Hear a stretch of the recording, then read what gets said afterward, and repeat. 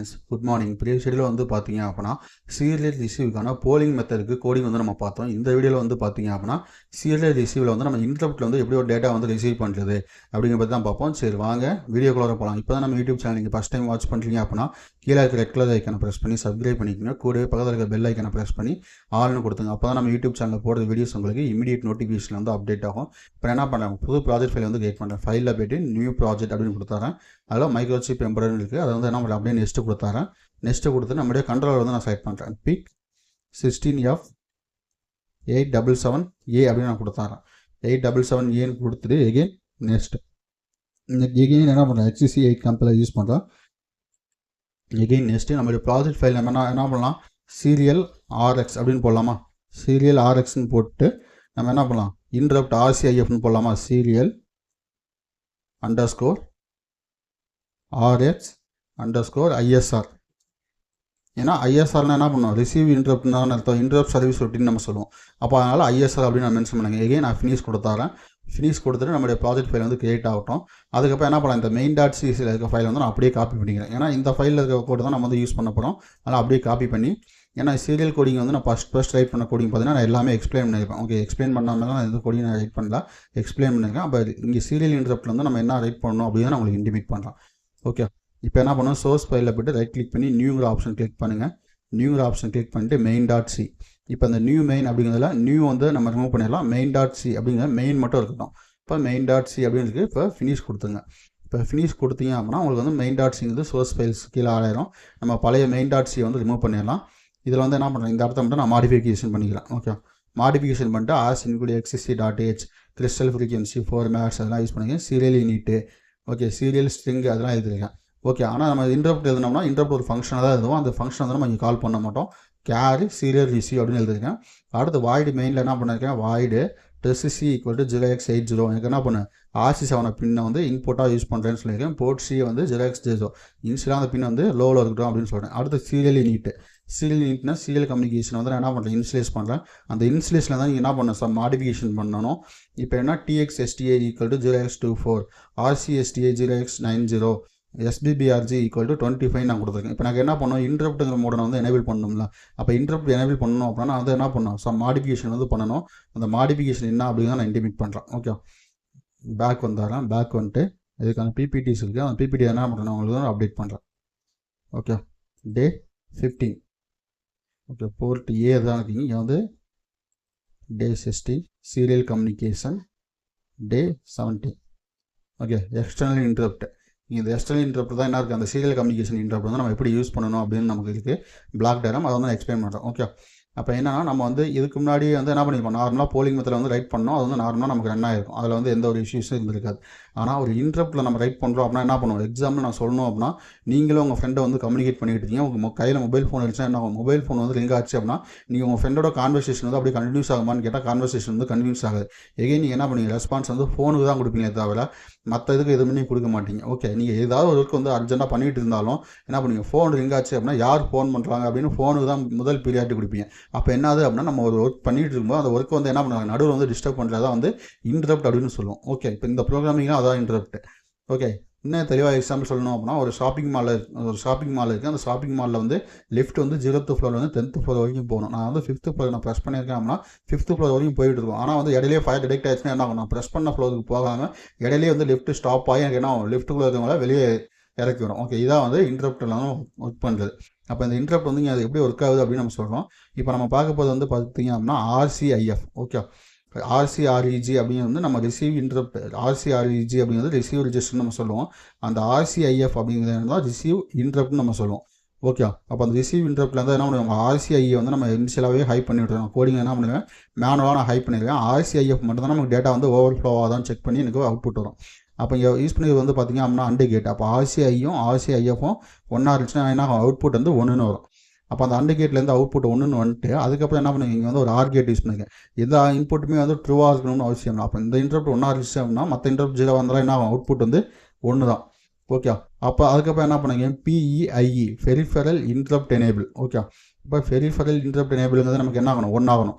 அப்போ 1 பண்ணால் தான் என்ன ஆகும் அப்படின்னா எனக்கு இந்த இன்டரப்ட் வந்து 1 ஆகும். அப்போ என்ன ஆகும், இதை வந்து நம்ம மேனுவலாக கோடிங்லேயும் வந்து ஹை பண்ணிடுவோம்.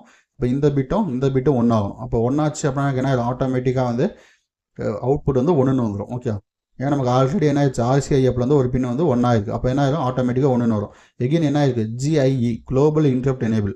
அப்போ அந்த குளோபல் இன்டரப்ட் எனேபிளும் ஒன்றானா தான் என்ன ஆகும், இந்த அண்டு கேட்டில் வந்து எகைன் அவுட்புட் வந்து 1ன்னு வரும். ஓகே, அப்போ என்ன பண்ணணும், PEIE plus RCIE plus GIE இந்த 3 பிட்டையுமே நம்ம என்ன பண்ணணும், மேனுவலாக ஒன் பண்ணணும். ஓகே, நீங்கள் ரெஜிஸ்டரில் எழுதணும்னு அவசியம் இல்லை, ஒரு பிட்டாக வந்து நீங்கள் எழுதணும். ஓகே, இங்கே என்ன வேரியபிள் இருக்கோ அந்த வேரியபிளை அப்படியே நீங்கள் வந்து யூஸ் பண்ணுங்கள். ஓகே, இப்போ RCIE அப்படின்னு யூஸ் பண்ணுங்கள், PEIEன்னு யூஸ் பண்ணுங்கள், GIE இந்த பிட்டு 3யுமே என்ன பண்ணலாம், நம்ம வந்து ஒன் பண்ணலாம். ஓகே, என்னுடைய கோடிங் வந்து ஓப்பன் பண்ணுறேன் MPLAB XIDயில். ஃபஸ்ட்டு என்ன பண்ணோம், பெரிஃபரல் இன்டரப்ட் நம்ம வந்து என்ன பண்ணலாம், PEIE equal to 1 peripheral interrupt enable வந்து நான் 1 பண்ணியிருக்கேன். அடுத்து என்ன பண்ணணும் அப்படின்னா GIE குளோபல் இன்டரப்ட் எனேபிள் வந்து என்ன பண்ணுறேன், நான் வந்து 1 பண்ணுறேன். ஓகே, நீங்கள் எண்ட் ஆஃப் லைனில் செமிகோலன் கொடுத்தீங்கன்னா கீழே கரெக்டாக வந்துடும், அப்படி இல்லைன்னா அந்த இஷ்யூஸ் வரும். ஓகே, அடுத்து என்ன பண்ணணும், ரிசீவ் இன்டரப்ட் நான் எனேபிள் பண்ணணும், RCIE ஈக்குவல் டு 1 அப்படின்னு நான் ரைட் பண்ணிட்டேன். அப்போ என்ன ரிசீவ் இன்டரப்ட் நமக்கு வந்து எனேபிள் ஆயிடுச்சு. அப்போ சீரியல் கம்யூனிகேஷன் வந்து என்ன பண்ணிட்டேன், வந்து இன்ஸ்லேஸ் பண்ணிட்டேன், டிலே 20 மில்லி செகண்ட்ஸ் வந்து வெயிட் பண்ண சொல்லிட்டு எகைன் சீரியல் ஸ்ட்ரிங்கில் வெல்கம் பிரிண்ட் பண்ணு. இங்கே என்ன பண்ணுங்க, டிலே மில்லி செகண்ட்ஸ் வந்து 2000னா என்ன பண்ணுங்க, 2 செகண்ட்ஸ் வெயிட் பண்ண சொல்லுங்க. இந்த SREG அப்படிங்கிற என்ன பண்ணுறேன், கண்ட்ரோல் X பண்ணிடுறேன். ஓகே, இப்போ இந்த ப்ரோக்ராமிங்கில் வந்து பார்த்தீங்க அப்படின்னா RCREG அப்படிங்கிற வேரியபிள் வந்து கிடையாது. ஓகே, ரிஜிஸ்டர் வந்து கிடையாது. இந்த டிலே 2000 அப்படிங்கிறது என்ன பண்ணுறேன், நான் வந்து ரிமூவ் பண்ணுறேன். ஓகே, ரிமூவ் பண்ணிட்டோம்னா கோடிங்கில் எந்த ஒரு டிலேயுமே யூஸ் பண்ணல, டேரெக்டாக நம்மளுடைய கோடிங் வந்து ஒர்க் ஆகுதுன்னு நம்ம செக் பண்ணலாமா. அதுக்கு என்ன பண்ணணும், இன்டரப்ட் ஃபங்க்ஷன் வந்து நம்ம ரைட் பண்ணோம். இப்போ என்ன பண்ணலாம், இங்கே வந்து வாய்டு, ஓகே வாய்டு அப்படிங்கிறத ஸ்மாலாக இருக்குங்க, void underscore interrupt INTERRUPT interrupt open bracket close bracket. நீங்கள் வந்து MPLAB XIDயில் எழுதும்போது இன்டரப்ட் அப்படிங்கிறது இப்படி தான் எழுதணும். இதுக்கு வந்து என்ன பண்ணலாம், ரிசீவ் தானே, அப்போ ரிசீவ் அப்படின்னு போடலாம், RX. Okay, RX open bracket close bracket. Okay, serial RX அப்படின்னால SRX அப்படின்னு வந்து போட்டுருக்கேன். ஓகே, இந்த ஃபங்க்ஷன் நேம் வந்து நீங்கள் எப்படி வேணுமா கொடுக்கலாம். ஃபஸ்ட்டு ஆனால் என்ன பண்ணணும், இன்டரப்ட்ங்கிற ஃபங்க்ஷன் வந்து கால் பண்ணணும். இன்டரப்ட் நீங்கள் கால் பண்ணலாம் அப்படின்னா உங்களுக்கு வந்து ஒர்க் ஆகுது. இப்போ என்ன பண்ணணும், ரிசீவ் RCREG அப்படின்னு இருக்கலாம். அதுக்கு முன்னாடி நீங்கள் என்ன பண்ணணும் அப்படின்னா ஒரு லைன்ஸ் வந்து ஆட் பண்ணணும் இஃப் கண்டிஷனில். ஓகே, இஃப் கண்டிஷனில் என்ன பண்ணணும், RCIF ஈக்குவல் டு 1 இருந்துச்சு அப்படின்னா, ஏன்னா ரிசீவ் இன்டரப்ட் பிளாக் தான் வந்து நமக்கு செட் ஆகும். ஓகே, RCIF தான் நமக்கு வந்து செட் ஆகும். ஓகே, நம்ம அந்த இதில் பார்த்தோம்னா இந்த பிபிடியில் வந்து பாருங்கள், நம்ம என்ன பண்ணியிருக்கோம், RCIF தான் வந்து இங்கே யூஸ் பண்ணியிருக்கோம். ஓகே, RCIங்கிறது வந்து நமக்கு எனேபிள் ஆகும், அதில் RCIFன்னு நம்ம யூஸ் பண்ணியிருக்கோம். ஓகே, இதுங்க ஸ்க்ரீனை வந்து நான் ஜூம் பண்ணிக்கிறேன், ஒரு லிட்டில் பிட் நான் வந்து ஜூம் பண்ணால் தான் உங்களுக்கு வந்து விசிபிள் ஆகும். ஓகே, இங்கே வந்து பார்த்தீங்கன்னா RCIயில் வந்து என்ன பண்ணியிருக்கோம், RCIF பிட்டும் ஒன்றா இருந்தால் தான் நமக்கு என்ன ஆகும், இன்டரப்ட் பிளாக் வந்து நமக்கு எனேபிள் ஆகும். அப்போ என்ன பண்ணியிருக்கேன், என்னுடைய MPLAB XIDயில் RCIF equal to 1 check பண்ணுறேன். அப்போ 1 இருந்துச்சு அப்படின்னா என்ன பண்ணும், உள்ளே வந்துட்டு S ரிஜிஸ்டரில் இருக்க RCREG ரிஜிஸ்டரில் இருக்க வேல்யூ என்ன பண்ணும், SREC அப்படிங்கிற வேரியபிளுக்கு மூவ் பண்ணு.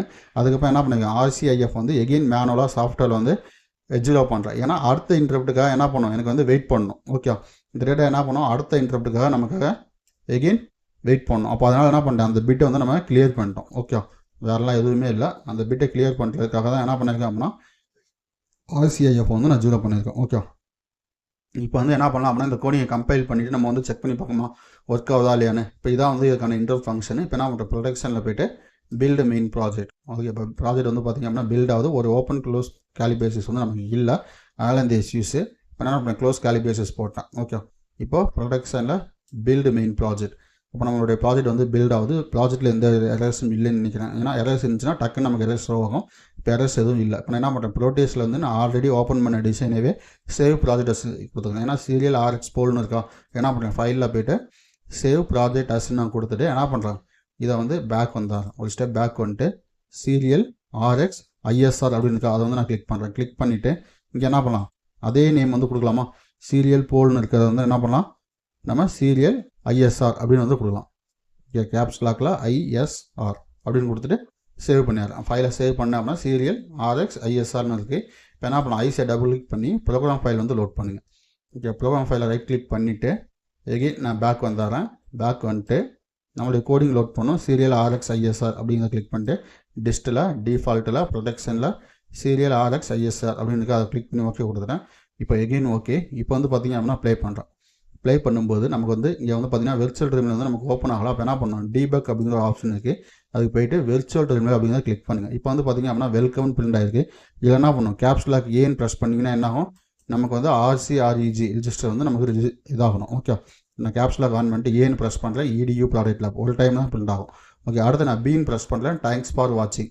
அடுத்து சீனை ப்ரெஸ் பண்ணுறேன், சப்ஸ்கிரைப் நோ. சார் நீங்கள் பிரிண்ட் பண்ணுறது வந்து எனக்கு தெரியல சார், அப்போ நீங்கள் தான் ப்ரெஸ் பண்ணுறீங்க, நான் எப்படி சார் ஐடென்டிஃபை பண்ணுறது அப்படின்னா நீங்கள் ரைட் கிளிக் பண்ணி எக்கோ டைப்டு கேரக்டர்ஸ்னு ப்ரெஸ் பண்ணு. அப்போ நான் ஏன்னு ப்ரெஸ் பண்ணுறேன், EDU product lab. Okay, EDU product லேப்னு வரும். அடுத்து பீன்னு ப்ரெஸ் பண்ணால் பி தேங்க்ஸ் ஃபார் வாட்சிங்னு வரும். அடுத்து சீன்னு ப்ரெஸ் பண்ணேன் அப்படின்னா சப்ஸ்கிரைப் நவுன்னு இருக்கும். ஓகே, இப்போ வந்து பார்த்தீங்க அப்படின்னா நீங்கள் அண்டர்ஸ்டாண்ட் பண்ணலாம். ஓகே, அப்போ ஏன்னு ப்ரெஸ் பண்ணால் EDU ப்ராடக்ட் லேப், பின்னு ப்ரெஸ் பண்ணால் தேங்க்ஸ் ஃபார் வாட்சிங், சீன்னு ப்ரெஸ் பண்ணால் சப்ஸ்கிரைப் நவ். ஓகே, இப்போ நமக்கு கோடிங் வந்து பர்ஃபெக்டாக ஒர்க் ஆகிருக்கு. இதில் வந்து யாருக்காவது டவுட் இருக்குது அப்படின்னா தாராளமாக இன்டிமேட் பண்ணுங்கள். அதே மாதிரி உங்களுக்கான ப்ராஜெக்ட்ஸ்க்கான கோடிங்ஸ் ப்ளஸ் உங்களுக்கு ப்ராஜெக்ட்டுக்கு ஏதாவது ஹெல்ப்ஸ் வேணும் அப்படின்னா என்ன பண்ணலாம், தாராளமாக என்னுடைய வாட்ஸ்அப் நம்பரில் வந்து காண்டாக்ட் பண்ணுங்கள், நான் வந்து உங்களுக்கு சப்போர்ட் பண்ணுறேன்.